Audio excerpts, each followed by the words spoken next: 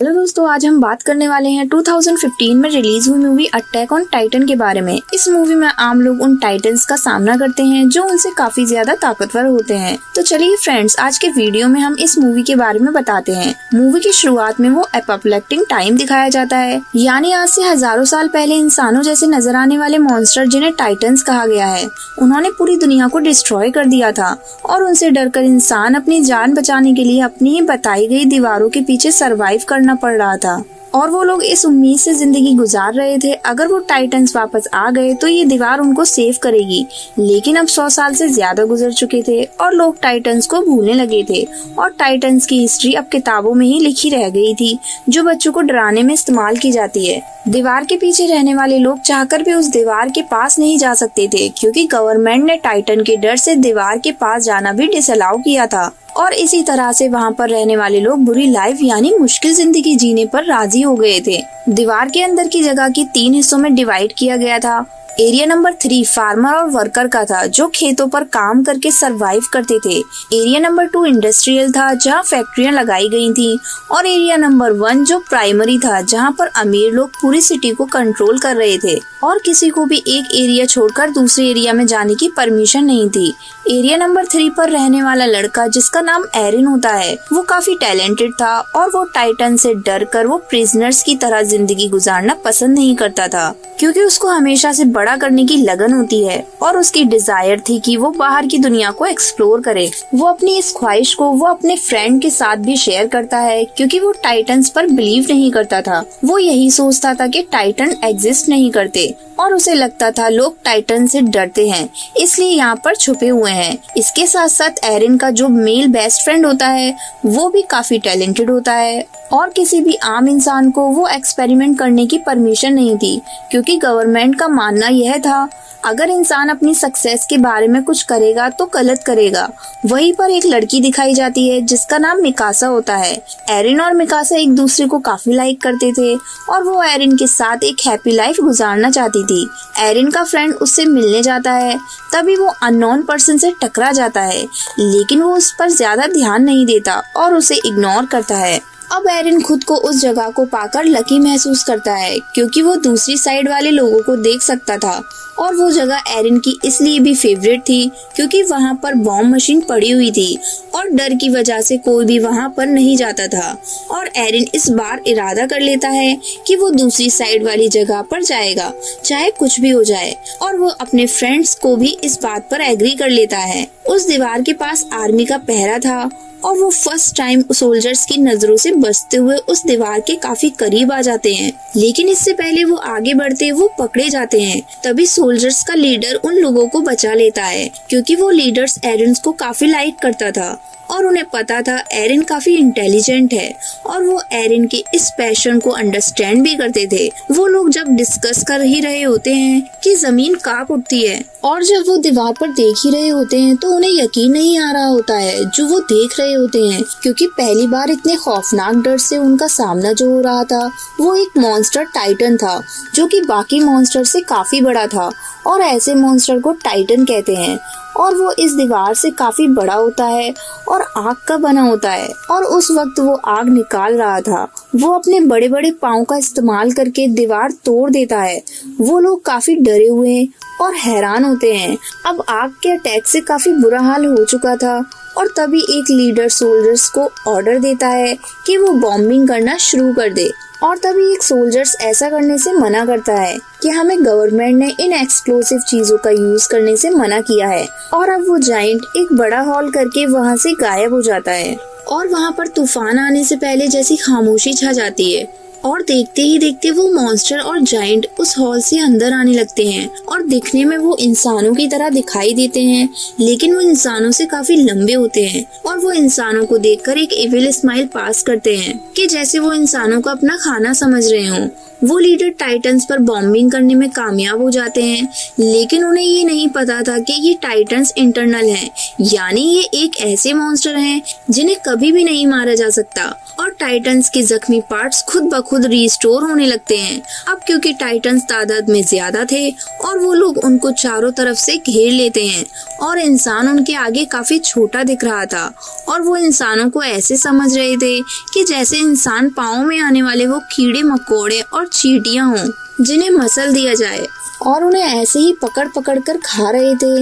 ये देखकर सोल्जर्स इतने डर जाते हैं कि वो उनका खाना बनने से अच्छा तो सुसाइड को प्रेफर करें और अपने आप को मार डालते हैं। टाइटन्स ने पूरी सिटी में तबाही मचा दी थी। लोग या तो टाइटन्स का शिकार होकर या लोगों की अफरा तफरी में कुचल जाते हैं और अब इंसानों को अपनी जान बचाने के लिए एक जगह मिलती है जो कि सिटी का बहुत बड़ा हॉल था। लोग सिर्फ खुद को बचाने के लिए एक दूसरे पर गिरने लगते हैं और जबरदस्ती उस हॉल में घुसने की कोशिश करते हैं और अब एरिन और मिकासा भी खुद को सेव करने के लिए ऐसा ही करते हैं।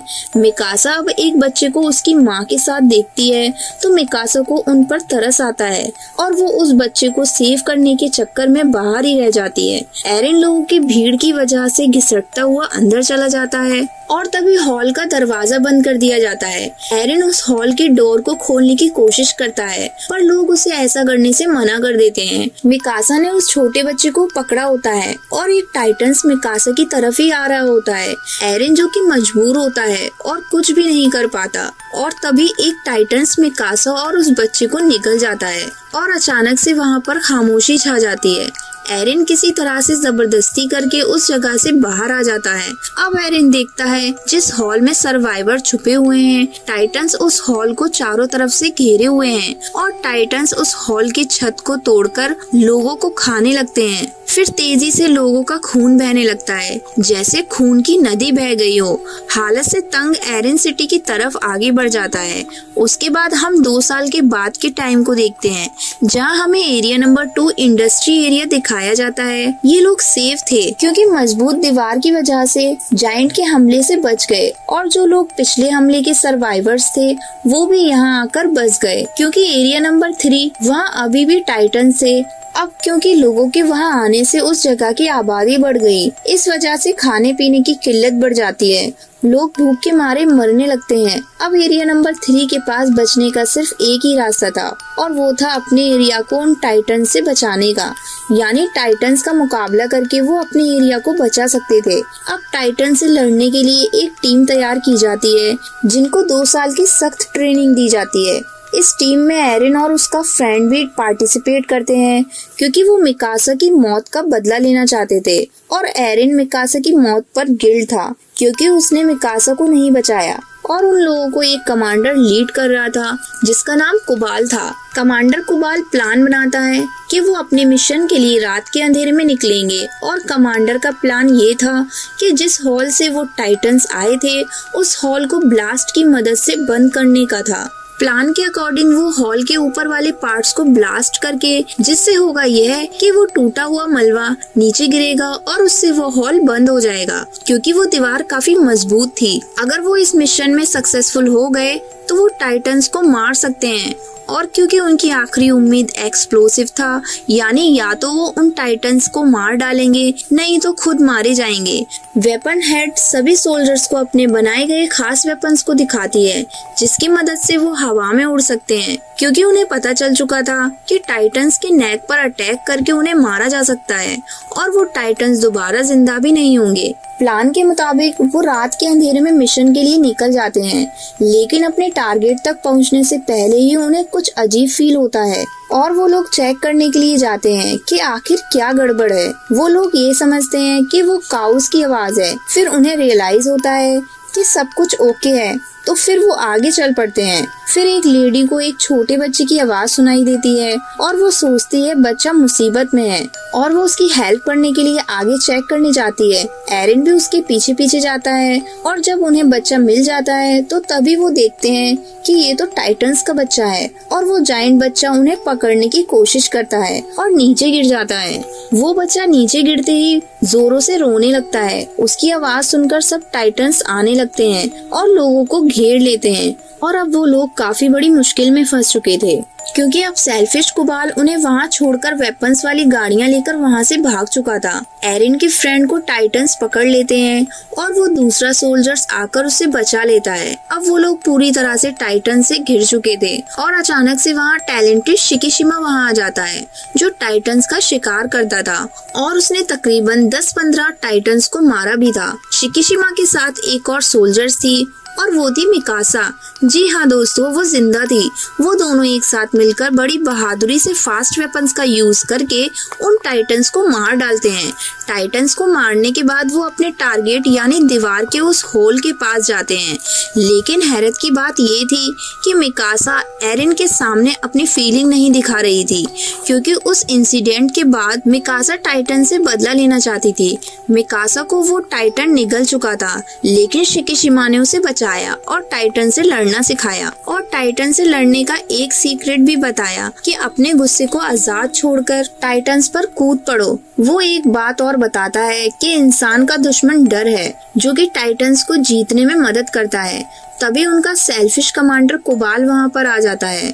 वो कहता है मिशन के लिए जो फास्ट वेपन्स हमने यूज करने थे वो हमारी सीक्रेट जगह पर हमें नहीं मिले, बल्कि वो अंडरग्राउंड केव्स में थे और वो उन एक्सप्लोसिव को खोना नहीं चाहता था, इसलिए मुझे जाना पड़ा, क्योंकि कोई तो चीटर है जो वो वेपन्स चुरा सकता था और वो एक्सप्लोसिव को खोने का रिस्क नहीं ले सकते थे। तभी वो वेपन्स को लोड करने लगते हैं और टाइटन्स उनकी आवाजों को सुन लेते हैं और अचानक वो टाइटन्स 2 लोगों को खा जाते हैं और सब लोग काफी घबरा जाते हैं।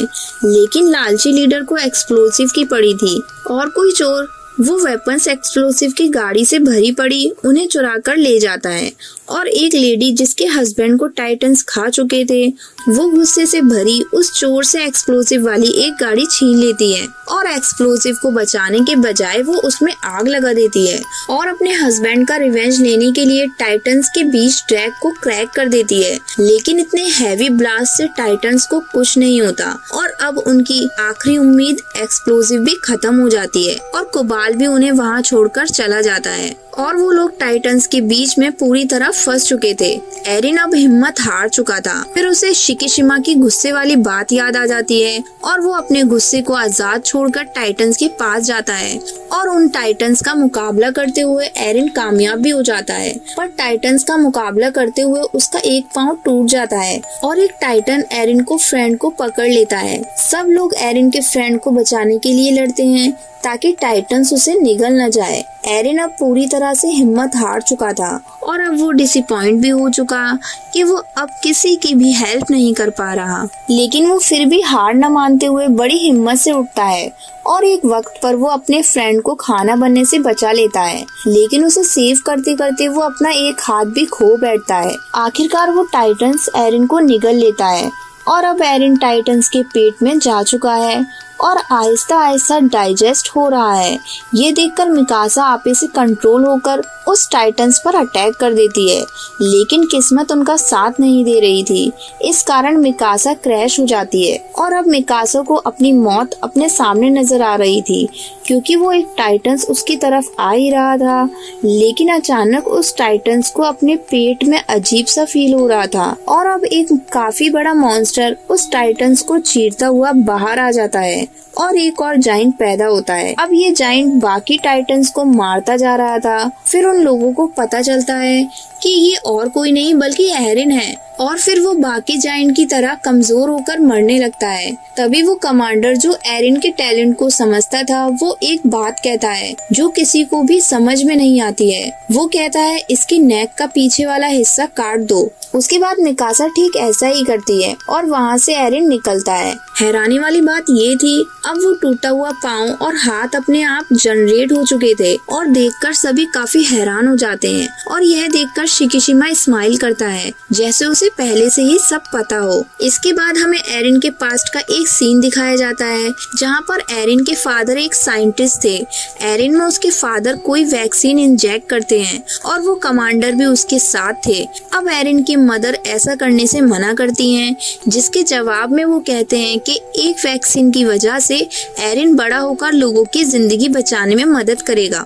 इतनी देर में वो ऑफिसर दरवाजे पर नॉक करते हैं और एरिन के फादर एरिन और उस कमांडर को एक रूम में छुपा देते हैं। उसमें गवर्नमेंट ऑफिसर कुबाल भी शामिल था और उन लोगों को पता चलता है कि एरिन के फादर कोई खुफिया एक्सपेरिमेंट पर काम कर रहे हैं और आम लोगों के किसी एक्सपेरिमेंट की परमिशन नहीं थी और इसी रीजन से एरिन के फादर को वो अरेस्ट करके ले जाते हैं और साथ ही उन एक्सपेरिमेंट को भी जला दिया जाता है। और यही वजह थी वो कमांडर एरिन को इतना लाइक करते थे, उसकी इस खूबी की वजह से। और उन्हें ये भी पता था कि इस वैक्सीन की वजह से एरिन और पावरफुल बन गया ताकि वो लोगों की मदद कर सके।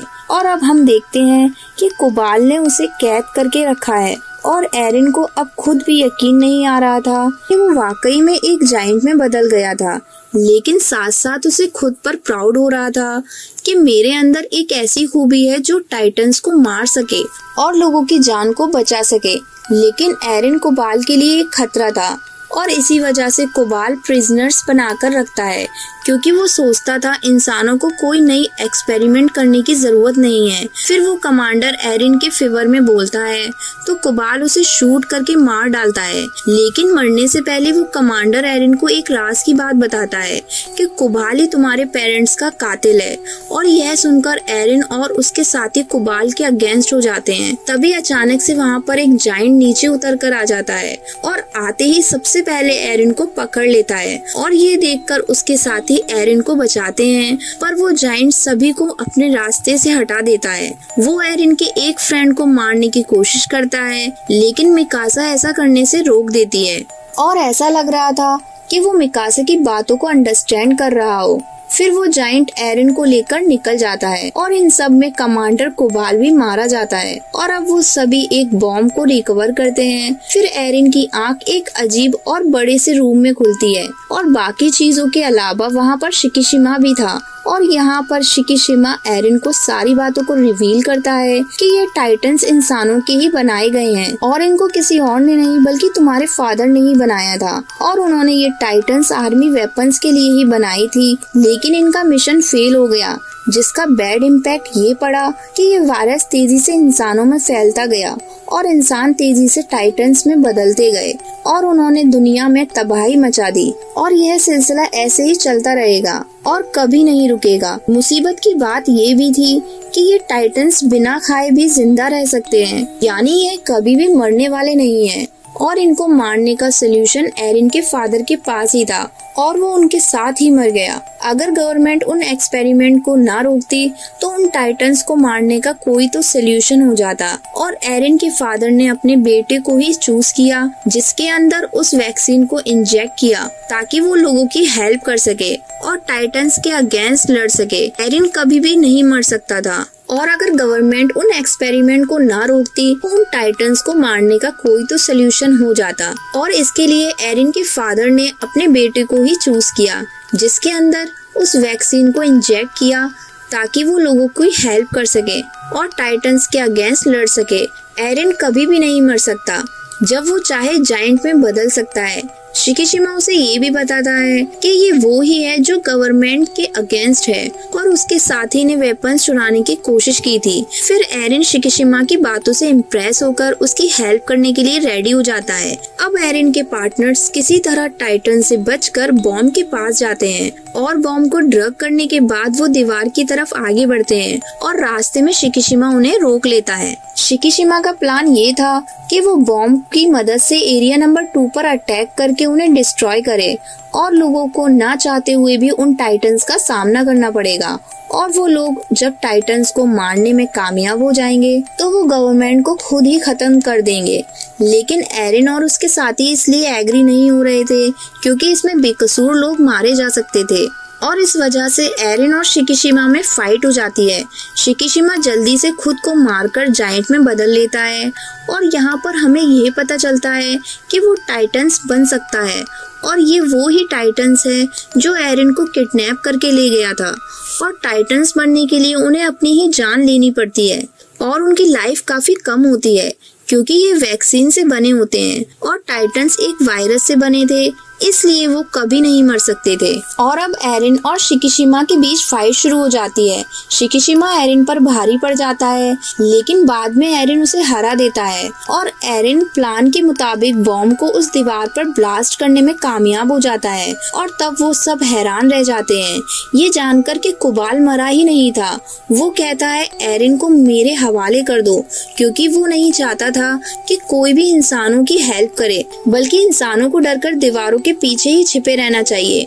गुस्से में आकर एक फीमेल सोल्जर्स कुबाल को मार डालती है और यहाँ यह बात भी रिवील हो जाती है कि हमने मूवी की स्टार्टिंग में जो बड़ा सा मॉन्स्टर देखा था वो टाइटन्स नहीं बल्कि कुबाल था। कुबाल खुद को जायंट में बदलकर उनके मिशन को रोकने की काफी कोशिश करता है। तब शिकिशिमा उनकी हेल्प करने में एग्री हो जाता है और अपनी जान की परवाह करे बगैर वो बॉम्ब को वो टाइटन्स यानी कुबाल के मुंह में घुसा देता है। और अब किंग टाइटन्स की मौत हो जाती है और सब लोग काफी खुश हो जाते हैं, क्योंकि वो अपने मिशन को अचीव कर चुके थे। और वहीं एरिन और मिकासा को एक समुंदर और उड़ते हुए बर्ड्स को देखकर उनका ड्रीम पूरा हो जाता है और उनके ड्रीम के साथ ही मूवी यहीं पर खत्म हो जाती है।